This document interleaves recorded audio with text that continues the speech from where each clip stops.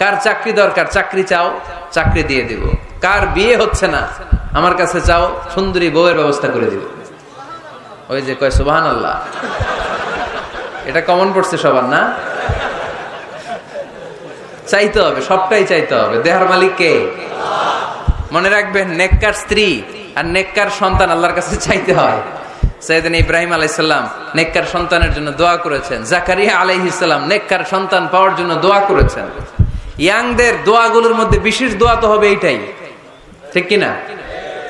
যে আল্লাহ তুমি আমাকে নেককার, রূপবতী, গুণবতী একটা স্ত্রী দাও। স্ত্রী যদি ভালো হয় ঘরটা জান্নাত, স্ত্রী যদি খারাপ হয় ঘরের ভিতরে দ্বিতীয় বিশ্বযুদ্ধ, ঠিক কি না? A timely marriage is very important for the young society of Bangladesh. সময় মতো বিয়ে, এটা সব জায়গায় আমি বলি। ছেলের বাবা যারা আছেন, মেয়ের বাবা যারা আছেন, ওদের দুঃখগুলো একটু বুঝেন। ওরা অনেক দুঃখে আছে, কষ্টে আছে, বুক ফাটে তো মুখ ফুটে না, ঠিক কি না? বিয়ের চেয়ে ভালো কাজ হয় না, বিয়ের চেয়ে ভালো কাজ হতে পারে না। এই যে উঠতি বয়সের ছেলে মেয়েরা বর্তমানে ফাস্টেস্ট ওয়ার্ল্ডে যেভাবে ট্রেন্ড চেঞ্জ হচ্ছে, তারা তাদের যৌবনকে নষ্ট করে ফেলছে। তারা এই যে পরকীয়া, এই যে গার্লফ্রেন্ড বয়ফ্রেন্ডের যে কালচার, এগুলো আগে ছিল না, এগুলো দেশের মধ্যে এখন ঢুকছে। ওই যে চিল্লায় উঠতেছে অনেকে, দেখছেন? 100% কমন পড়ে গেছে এদের। তো এই যৌবনের তাড়নায়, এই যে যুবক বয়সে তারা যে পাপগুলো করে, অবৈধ মেলামেশার কারণে, হারাম রিলেশনশিপের কারণে একটা পার্সেন্টেজ গুনাহ বাবা মার কাঁধেও আছে না নাই?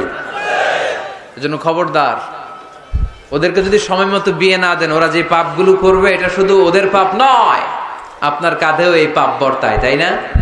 এজন্য আগে আগে বিয়ে দেন, অন টাইম, টাইমলি ম্যারেজ। মসজিদে মসজিদে বিয়ে করাবেন।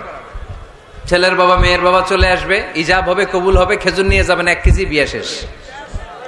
সহজ হয়ে গেছে না? 1 কেজি 2 কেজি খেজুর খাওয়াই দিবেন। দিস ইজ দ্য ওয়ালিমা। আল্লাহর হাবিবের যখন বেশি টাকা ছিল তিনি বেশি খাওয়াতেন। এক বিয়েতে তিনি 400 জন সাহাবীকে খাসির গোশত, উটের গোশত আর রুটি খাইয়েছেন। ওয়ালিমা, বিয়ের খাবার। সুবহানাল্লাহ পড়বেন না? আরেক বিয়েতে টাকা পয়সা নাই। এটা হচ্ছে সাফিয়া বিনতে হুয়াই ইবনে আখতাব, ইহুদি রাজকন্যাকে বিয়ে করেছিলেন খায়বার যুদ্ধের পরে। তো ফিরে আসবেন, আল্লাহর হাবিব বললেন এখানেই বিয়ে করব, মরুভূমিতে আমাদের বাসর হবে। বাসর ঘর সাজানো হলো, আল্লাহর হাবিব বাসর করলেন। সকালবেলা তিনি বেরোলেন, সাহাবারা ধরলেন, ইয়া রাসূলুল্লাহ, আগে না ওই যে রুটি খাওয়াইছিলেন, আগের বিয়েতে গোশত খাওয়াইছিলেন, এইবার কি খাওয়াবেন? আল্লাহর হাবিব বললেন এইবার তো আমার কাছে টাকা পয়সা নেই, তোমাদের কাছে কি আছে বলো? দাওয়াত খাইতে চাইয়া পড়ছে বিপদে সাহাবারা। তো সাহাবারা বললেন আমাদের কাছে কিছু নাই, কারো বাড়িতে কিছু ঘি, কারো বাড়িতে কিছু আটা, কারো বাড়িতে কিছু পনির। আল্লাহর হাবিব বললেন সব নিয়ে আসো, একটা বোলের মধ্যে রাখো। রেখে এটারে ম্যাশড করা হলো, ছাতু বানানো হলো। কি? এবার আল্লাহর হাবিব বললেন সবাই হাত পাতো, সবাই হাত পাতলো। আল্লাহ রাসূল সাল্লাল্লাহু আলাইহি ওয়াসাল্লাম হাতের মধ্যে একটু ছাতু ধরাই দিলেন, বললেন এটাই বিয়ের ওলিমা। সুবহানাল্লাহ পড়বেন না?